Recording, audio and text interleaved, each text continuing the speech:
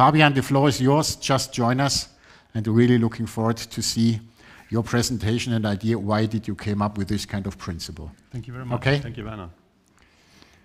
Yeah, good evening, everyone, and welcome also on behalf of ZAHA HADID ARCHITECTS. We're very happy to be here. We're very happy to have been asked to get involved with this project, this charity project, and this very unique design project as well.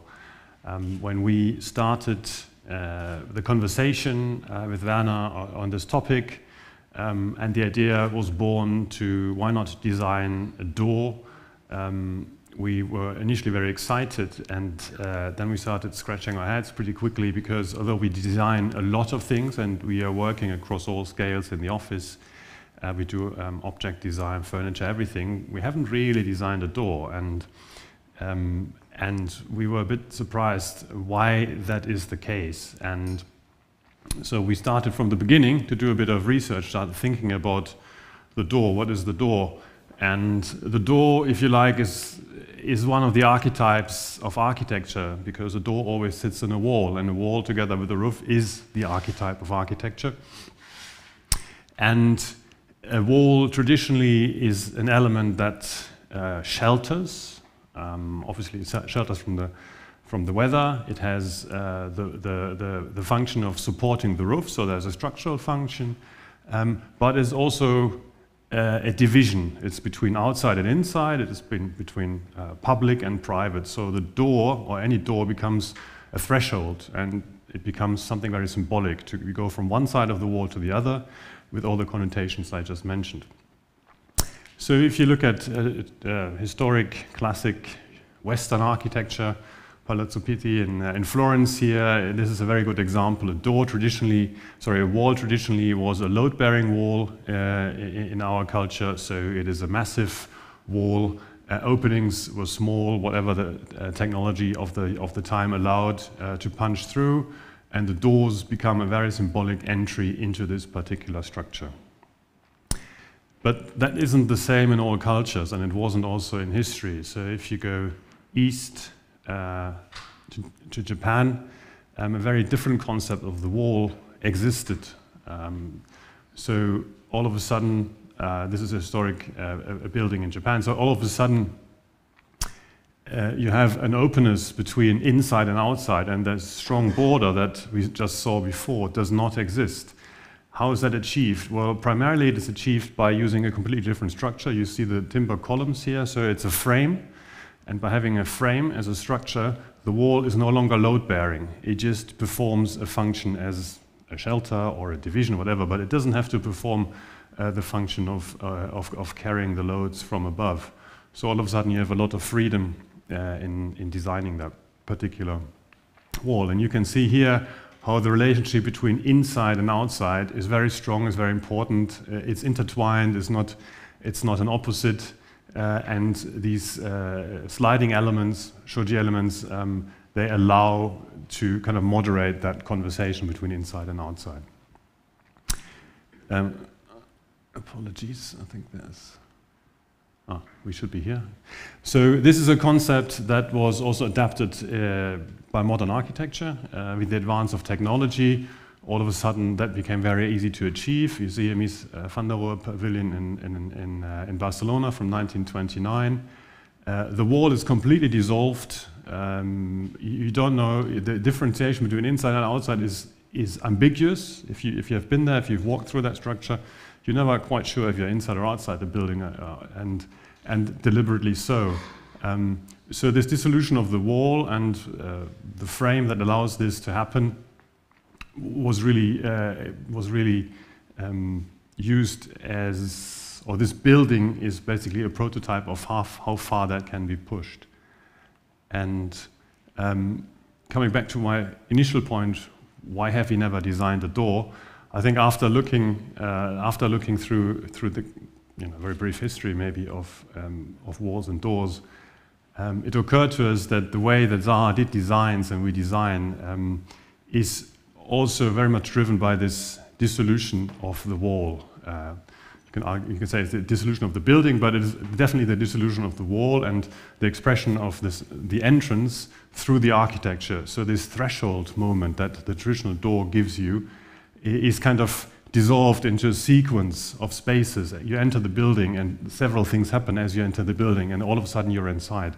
So, so the door as a piece of technology or as a division becomes less important because it's just one step in the sequence of spaces that you walk through to enter a building. We then looked at the particularities of a pivot door because that's what we wanted to design. What's the particularity of a pivot door? We compared it to a regular door that we saw before in Palazzo Pitti. It's a door that is recessed, it has a frame, it is expressed in a certain way, it sits in a wall as a distinct element. It's an opening in the wall, but it's expressed as a distinct element. A pivot door is very different. A pivot door, as the name suggests, is not hinged, it pivots, it's very free where you arrange the pivot, but crucially so, it is frameless, it can be seamless, and it's part of the wall, or it wants to be part of a wall. So rather than a door, which is punched through the wall, is almost a piece of wall that opens up. That's at least how we wanted to see this. And it helps, excuse me, it's a matter of, it's a means to start playing with the porosity of a wall. As I said, the wall traditionally is something that is it's massive, it's not porous, you're not supposed to go through it, and if you go through it, it's very much controlled. So a pivot system allows you to play with that, and this is a project by Stephen Hall Architects in New York, in Manhattan, a gallery, a storefront gallery. You can see here, it's a seamless closed wall, but it transforms just by these pivoting elements, which pivot horizontally and vertically. It pivots into a very lively structure that engages what happens on the outside, on the side, what happens on the inside. It shows pop-up events, it dissolves the wall, it becomes a very dynamic sculpture all of a sudden. So this is what we think one of the real potentials of using a pivot technology for a door.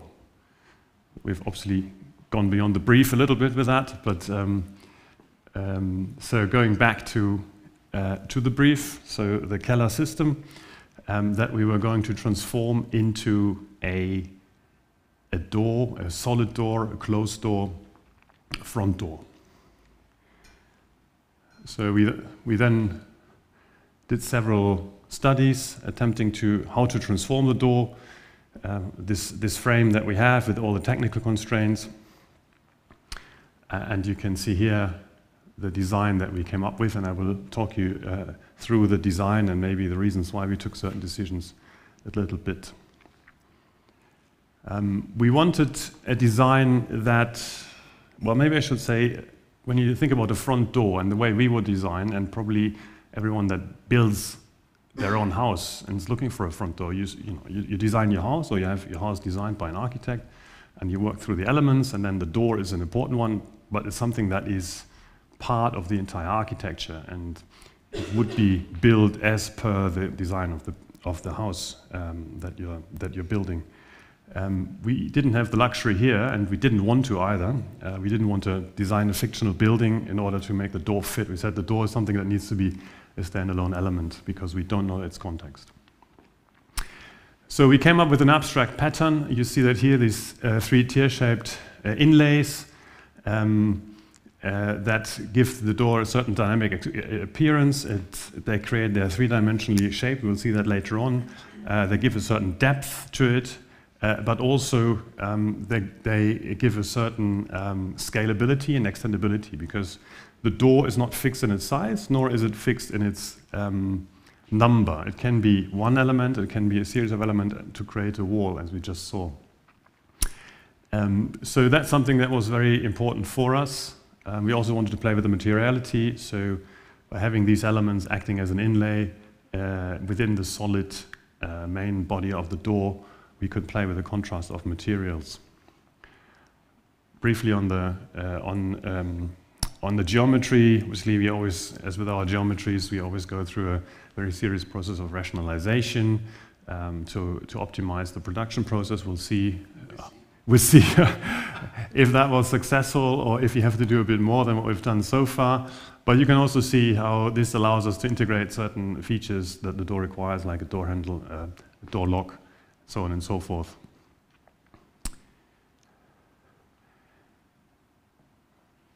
I mentioned before the three-dimensionality. That was very important for us because it's a two-dimensional element, but we wanted to give it a depth. So we did that by peeling away the surface, the main surface, to reveal something. There's something which we call an inlay in this case, but it could also be glass, for example. It could be something that gives you a view outside, a controlled view from inside to outside, or the other way around.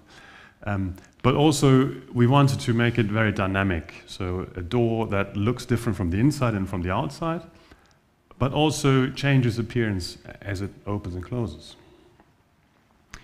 I mentioned materiality. We wanted to play with the contrast, one main material and then contrasted by something else in these inlays. We used different options, timber, mineral, and metal. Together with Werner and Keller windows, we decided to go for this particular option, the metal option, and I think we're going to talk about later maybe why that is and what maybe is associated with this particular approach. I mentioned before scalability was important because we designed a generic door, if you like, but we didn't know in what context it was going to be installed. So the maximum size that the system allows needed to be scalable from a normal standard size to an oversized door without changing the principle of the design. And we think that can be achieved with this particular design. And I mentioned also it was about repetition. You can go from one leaf to a double leaf to an entire wall, and this pattern was meant to do that and do that seamlessly as well.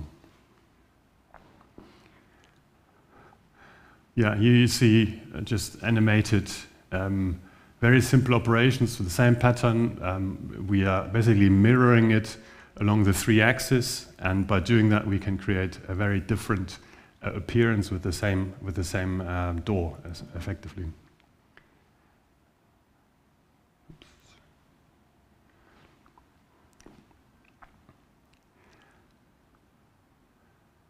And this sequence, can go back. This sequence also wants to show a little bit how with changes in material or in the change from something solid in the inlay to glass, all of a sudden the door changes, and then at night it becomes something else completely. It shines from the outside. We will explore integrating light into the door. So there are very different modes, and this door is something that looks different every time you look at it, or at least it looks different in different conditions, light conditions and day and night. I mentioned this example by Stephen Hall in New York, the dissolution of the wall. That's something that we very much like, and we explored a little bit how that can be achieved with this system. We also looked ahead a little bit, what if it is not a square door, but maybe it's a free-form element, that may be the next door that we're going to auction. But our vision is a little bit to not treat it so much as a front door, but we very much like the idea of having that as an elevation in its context, and it can become something very dynamic, maybe even something you could call kinetic. But for now, for today, and I want to finish with this very elegant animation that was done. We're looking at the object, we're looking at the one door, we're looking at this particular example, which we hope we will see in the flesh very soon, and very much looking forward to the end of the auction. We hope this will generate the most amount of money that can then be donated to Fondation Cancer here in Luxembourg.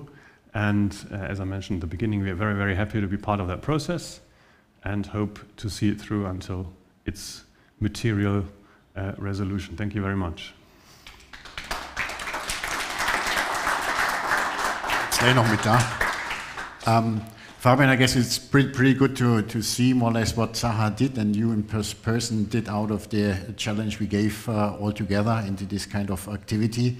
What was more different or more challenging? Because you did a lot of big projects, the Kapsark, for instance, in Saudi. You did a lot of different things, but now just the door. What was the challenge? Yeah, I think, as I mentioned before, the challenge was to work without a context. And to have a blank piece of paper nowhere to hold on to.